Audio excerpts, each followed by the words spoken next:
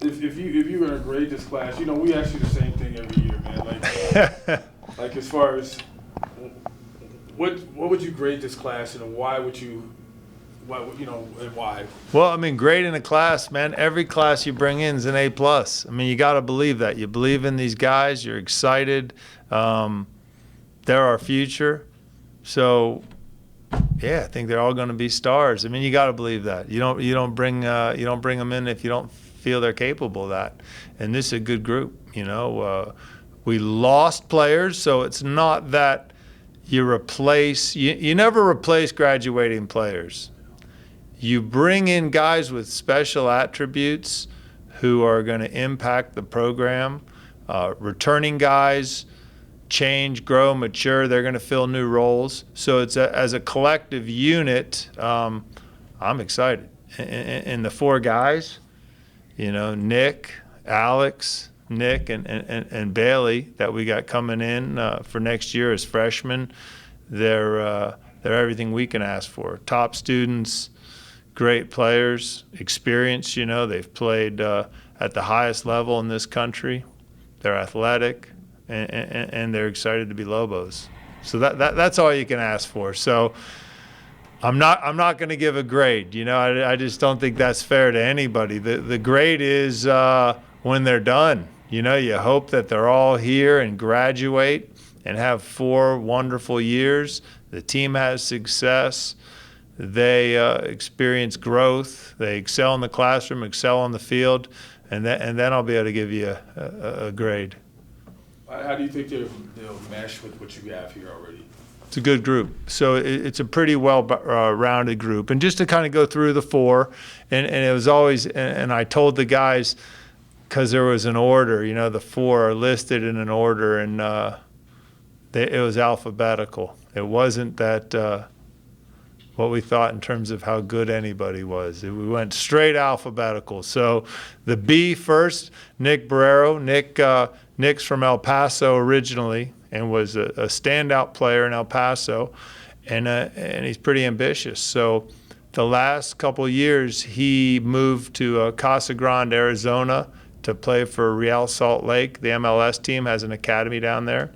And Nick's been down there in residence, living in Casa Grande, playing in the U.S. Developmental Academy. He's presently the captain of their under-18 team. He's a fantastic player. He's a leader, a top-notch student. He's one of 7 kids, 6 sisters and Nick. So Nick's a smooth cat, man. He knows he's comfortable around women, which you have to be when you got 6 sisters.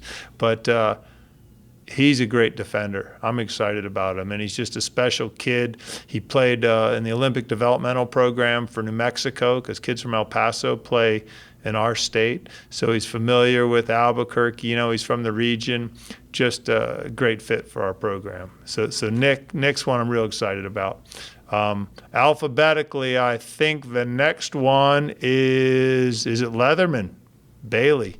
Bailey's from Snohomish, Washington. Grew up in Alaska, so he's a real Northwest kid.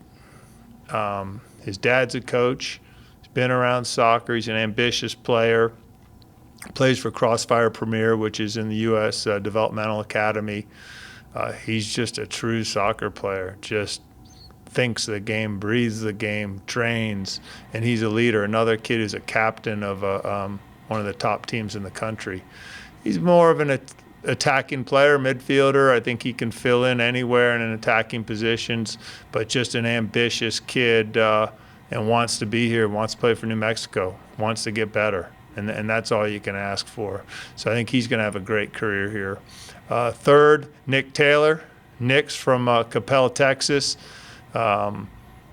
Of the 4 guys, Nick's the only one that plays high school soccer right now. So he elected to stay and play high school soccer, not play in the academy, and he just lights it up. He is one of the most dynamic attacking players we've seen, and an ambitious player, maybe a little bit under the radar because he wasn't in the academy system, but another just really intelligent kid, hard worker. And he's all you can. He's the kind of kid you dream of. Hey, what do I need to do to be better, coach? He's that kind of kid, and just about excellence in everything he does.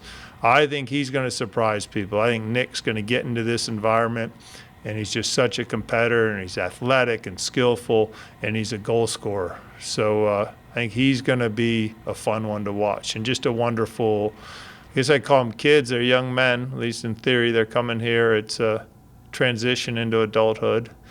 They never seem to transition quick enough, but no, these are good guys. So Nick's going to be an exciting one to watch. He came to our camp this summer and just really impressed us.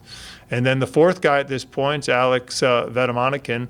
Alex grew up in Albuquerque, another very ambitious player, and he moved to Casa Grande, Arizona. His whole family moved down there, relocated, so he could play in that Real Salt Lake Academy. So he's been down there the last couple of years, training every day, playing at the highest level in the United States, scoring goals.